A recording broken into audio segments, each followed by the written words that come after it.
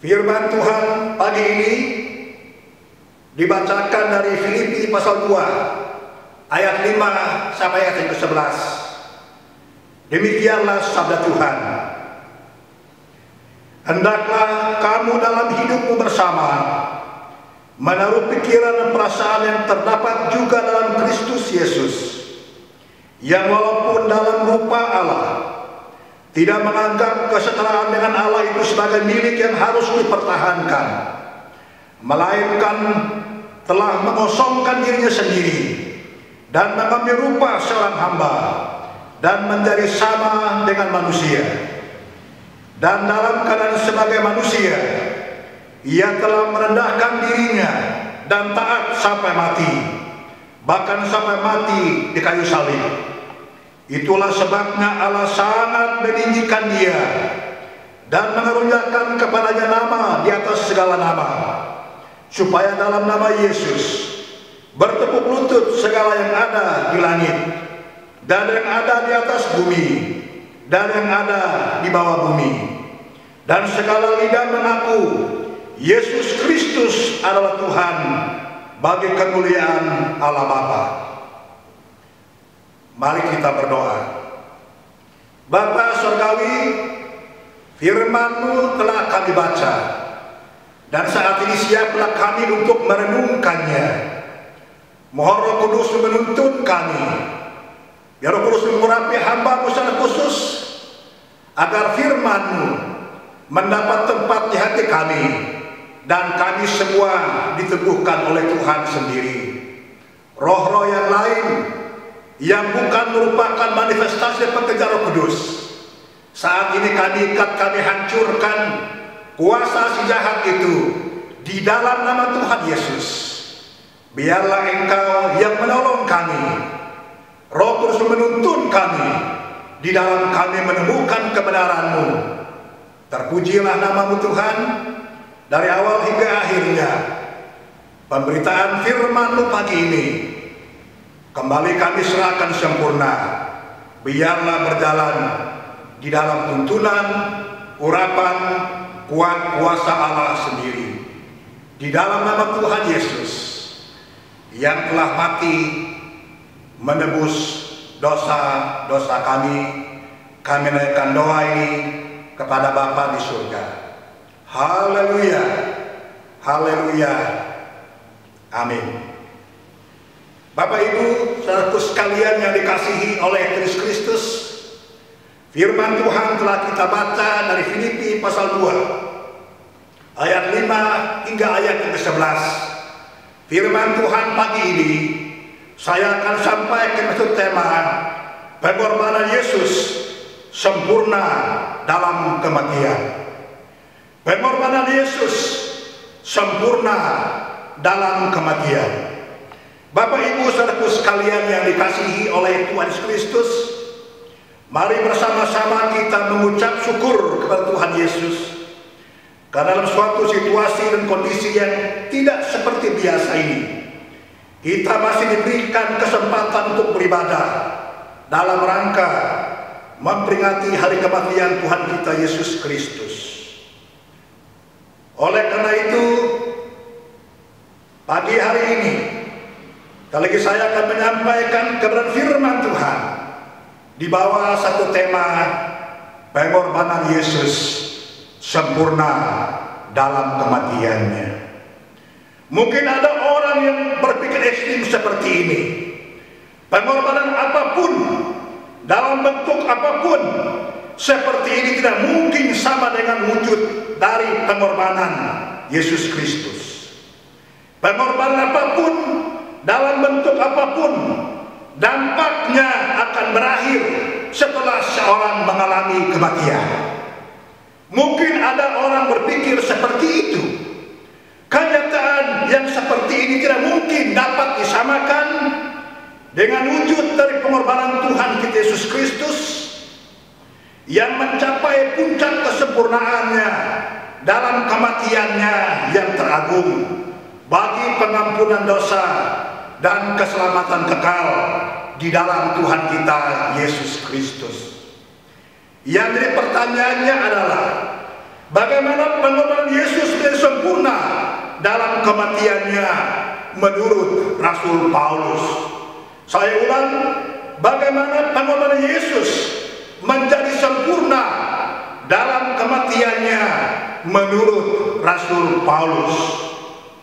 Dari teks pembacaan firman Tuhan pagi ini, di sana kita menemukan bahwa ada dua kebenaran penting yang menjelaskan bahwa pengorbanan Yesus menjadi sempurna dalam kematiannya. Karena yang pertama, Yesus memilih menempuh jalan terbaik. Kebenaran pertama, bahwa pengorbanan Yesus menjadi sempurna dalam kematiannya karena Yesus memilih menempuh jalan terbaik.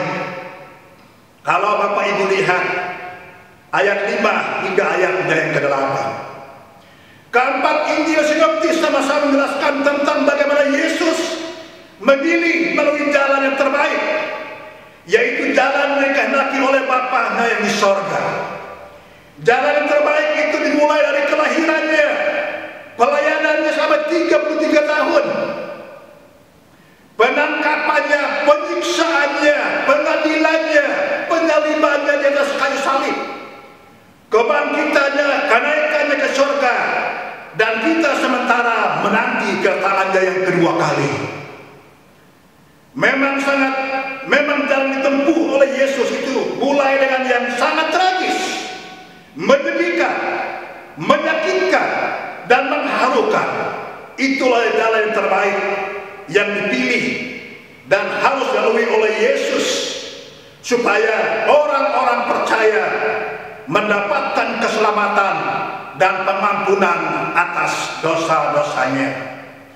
Secara khusus, penulis Injil Lukas mencatat beberapa hal yang mengisahkan tentang beberapa tantangan yang dialami oleh Yesus. Sekalipun Yesus memilih menempuh jalan terbaik menurut kehendak Bapa yang di sorga, bukan berarti di awal dari suatu perjalanan terbaik itu dilalui bukan tanpa tantangan atau kesulitan. Yudas, salah seorang dari murid Yesus yang dirasuki oleh si iblis, menjual Yesus. Lukas 22 ayat 3 sampai 6. Menuju ke akhir dalam hidupnya di dunia, Yesus harus mengalami tantangan dan cobaan yang sangat berat. Karena itulah ia mengajak para muridnya pergi mengasingkan diri untuk berdoa di Taman Getsemani. Doa Yesus saat itu adalah, "Ya Bapakku, jikalau Engkau mau, ambillah cawan ini daripadaku, tetapi bukanlah kehendakku, melainkan kehendak-Mu lah yang terjadi." Lukas 22 ayat 42. Selanjutnya dikatakan bahwa ia sangat ketakutan dan makin bersungguh-sungguh berdoa. Peluhnya menjadi seperti titik-titik darah yang bertetesan di tanah. Lukas 22 ayat 44. Selanjutnya Petrus yang juga salah seorang murid Yesus berjanji tidak akan menyangkal Yesus. Ketika ditanya seorang perempuan dan yang lain, "Apakah engkau juga adalah seorang yang selalu bersama dengan Yesus?" Petrus menjawab yang pertama, "Bukan, aku tidak kenal dia." Jawaban dari Petrus adalah, "Bukan, aku tidak." Jawaban ketiga, "Bukan, aku tidak tahu apa yang engkau katakan." Lukas 2 ayat 54 hingga 62. Selanjutnya di hadapan Pilatus, Yesus dituduh sebagai penyesat dan melarang orang membayar pajak kepada Kaisar. Ia dituduh karena pengakuannya bahwa ia adalah Kristus, yaitu Raja. Lukas 23 1 sampai 7. Pada akhirnya Pilatus tidak menemukan kesalahan apapun pada Yesus seperti yang dituduhkan kepadanya. Selanjutnya Yesus dibawa ke depan Herodes. Banyak orang melontarkan tuduhan yang berat kepada Yesus. Mereka menista dan mengolok-olok dia. Lukas 38 hingga 12. Yesus selanjutnya memikul salib. Dalam perjalanan menuju ke Bukit Golgota, dibantu oleh seorang yang bernama Simon dari Kirene. Lukas 3 ayat 26 hingga 32. Selanjutnya Yesus disalib di antara dua orang penjahat, dan di atas kayu salib Yesus menyerahkan nyawanya. Ya Bapa, ke dalam tanganmu kuserahkan hidupku. Itulah jalan terbaik yang dipilih dan dilalui oleh Yesus, Juru Selamat kita. Bapak Ibu saudaraku sekalian yang dikasihi oleh Tuhan Yesus Kristus, dengan melihat kembali batasan ayat 8 ayat 5 hingga ke-8, di sana Rasul Paulus menjelaskan tentang bagaimana pengorbanan Tuhan Yesus menjadi sempurna ketika ia memilih menempuh jalan terbaik yang dikehendaki oleh Bapanya yang di sorga. Bagaimana Yesus memilih jalan yang terbaik menurut Rasul Paulus. Lihat ayat yang kelima. Hendaklah kamu dan hidupmu bersama menurut pikiran dan perasaan terdapat di dalam Kristus Yesus. Di sini Yesus memilih cara berpikir yang terbaik adalah mengikuti kehendak Bapanya yang di sorga. Yang kedua, ayat yang ke-6, yang walaupun dalam rupa Allah tidak menganggap kesetaraan Allah itu sebagai milik yang harus dipertahankan. Di sini Yesus memilih merendahkan diri adalah pilihan yang terbaik. Sudah seharusnya kita merendahkan hati di hadapan Tuhan seperti Yesus. Sudah seharusnya kita berpikir seperti Yesus, mengikuti kehendak Bapanya. Dan pertanyaan ketujuh, melainkan telah mengosongkan dan bersama dengan manusia. Di sini Yesus memilih menanggalkan kealahannya adalah pilihan yang terbaik.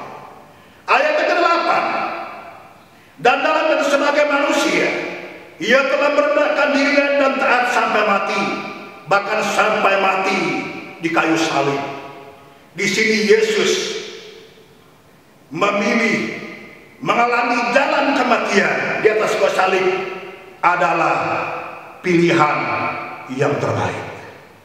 Apa pilihan terbaik bagi hidupmu hari ini?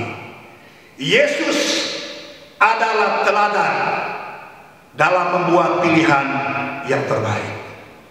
Membuat pilihan terbaik adalah mengikuti apa yang Tuhan kehendaki. Bukan apa yang kita inginkan adalah yang terbaik. Yang terbaik menurut Allah itu adalah tidak selamanya yang terbaik itu dimulai dengan hal yang baik. Apa yang namanya oleh Yesus, itulah cara yang terbaik untuk kebaikan kita. Ia memilih jalan terbaik untuk menyelamatkan kita. Ia memilih jalan terbaik supaya kita memperoleh pengampunan atas dosa-dosa kita. Hal yang kedua,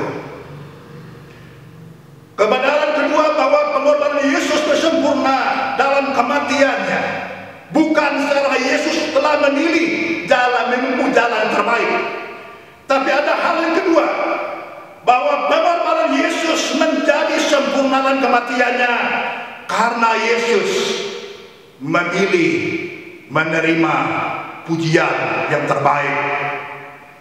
Yesus memilih menerima pujian yang terbaik ketika dari atas kayu salib Yesus mengatakan kepada Bapanya di sorga, sudah selesai. Yohanes 19 ayat 30. Pujian terbaik karena utang dosa sudah lunas dibayar dalam kuasa kebangkitan Yesus, dan kuasa itu dasar untuk mematahkan kuasa atas maut dan sangat sempurna untuk pengampunan dosa dan keselamatan kekal. Bapak Ibu, saudaraku sekalian yang dikasihi oleh Yesus Kristus, Yesus memilih menerima pujian terbaik setelah ia menyerahkan nyawanya dari atas kayu salib kepada Bapanya yang di sorga. Dan pada saat itu terjadi mujizat yang maha dahsyat. Kegelapan meliputi seluruh daerah itu. Matahari bersinar dan tabir bait suci terbelah dua. Lukas 3:44 hingga 46. Kuburan-kuburan terbuka dan banyak orang kudus yang telah meninggal bangkit. Matius 27 ayat 52. Hal ini menunjukkan bahwa kuasa Yesus sempurna dalam menyatakan mujizat. Pengakuan kepada pasukan ketika ia melihat semua yang terjadi itu, ia memuliakan Allah dan berkata, sesungguhnya orang ini adalah orang benar. Lukas 23 ayat 47. Nah, kembali kita memperhatikan matan ayat 9 ayat yang ke-10. Bagaimana Rasul Paulus menjelaskan tentang bagaimana Yesus memilih menerima pujian terbaik atas karya yang teragung dari Bapa yang di sorga. Di sana Rasul Paulus menjelaskan tentang bagaimana Yesus memilih menerima pujian yang terbaik dari Bapa yang di sorga. Lihat ayat ke-9a. Itulah sebabnya Allah sangat meninggikan dia. Yesus layak menerima pujian terbaik karena Bapanya yang berkenan meninggikan dia. Yesus layak menerima pujian terbaik karena Bapa yang di surga berkenan meninggikan dia. Ayat 9b, dan mengaruniakan Raja nama di atas segala nama. Yesus layak menerima pujian terbaik karena Bapanya berkenan mengaruniakan kepada Yesus nama di atas segala nama. Ayat yang ke-10, berkenan supaya dalam nama Yesus berlutut segala yang ada di langit dan yang ada di atas bumi dan yang ada di bawah bumi. Di sini Rasul Paulus menjelaskan bahwa Yesus layak menerima pujian terbaik dari Bapanya, supaya semua makhluk akan bertekuk lutut di hadapannya. Ayat yang ke-11, dan segala lidah mengaku Yesus Kristus adalah Tuhan bagi kemuliaan Allah Bapa. Di sini Rasul Paulus menjelaskan Yesus layak menerima pujian terbaik dari Bapanya, supaya semua lidah mengaku bahwa Yesus adalah Tuhan untuk kemuliaan Allah Bapa. Bapak Ibu sidang jemaat Tuhan yang terkasih, Yesus bukan saja sempurna dalam pengorbanannya. Yesus telah memilih menempuh jalan terbaik untuk kebaikan kita. Di sini yang terakhir, Yesus memilih menerima pujian dari Bapanya supaya kita mengalami pengampunan dosa, supaya kita memperoleh keselamatan yang kekal melalui karya agung Tuhan Yesus Kristus. Bapak Ibu jemaat sekalian yang dikasihi oleh Tuhan Yesus Kristus, Yesus adalah teladan segala-galanya bagi kita. Pertanyaannya adalah, apa yang telah kita buat untuk Yesus? Apakah pilihan kita hari ini sesuai dengan kehendak Yesus? Apakah jalan kita tempuh hari ini adalah jalan dikehendaki oleh Yesus? Ia memilih menyelamatkan kita dengan sempurna, dan Bapanya memuliakan dia. Bapanya telah meninggikan dia. Bagaimana kita memuliakan Yesus? Melalui cara-cara kita yang berkenan kepadanya. Nah, Bapak Ibu saudaraku sekalian yang dikasihi oleh Tuhan Yesus Kristus, firman Tuhan pagi ini mengingatkan kita tentang dua hal, bahwa pengorbanan Yesus menjadi sempurna karena Yesus memilih menempuh jalan terbaik adalah untuk kita. Yesus memilih menerima pujian terbaik dari Bapanya di sorga juga adalah untuk kita. Bagaimana hari ini? Apakah kita sungguh-sungguh menyerahkan hidup kita kepada Tuhan Yesus? Tuhan Yesus memberkati kita dengan firman-Nya pagi ini. Mari kita berdoa. Bapa Surgawi, kami mengucap syukur karena firman-Mu hari ini berbicara kepada kami bahwa Yesus memberikan sempurna dalam pengorbanannya. Yesus memberikan sempurna dalam menyatakan apa yang terbaik untuk kemuliaan Allah Bapa dan untuk kemuliaan kami. Tidak akan mungkin kami dapat membalas kebaikan Tuhan selain saat ini kami mengucap syukur atas karya pengampunan-Mu, atas karya keselamatan yang Tuhan anugerahkan bagi kami. Biarlah kami hidup bagi Tuhan dan bagi kejayaan kerajaan-Mu. Di dalam nama Tuhan Yesus kami naikkan doa ini kepada Bapa di surga. Haleluya, haleluya, amin. Bapak Ibu saudaraku sekalian yang dikasihi oleh Yesus Kristus, selanjutnya kita mengikuti perjamuan kudus. Tuhan Yesus memberkati.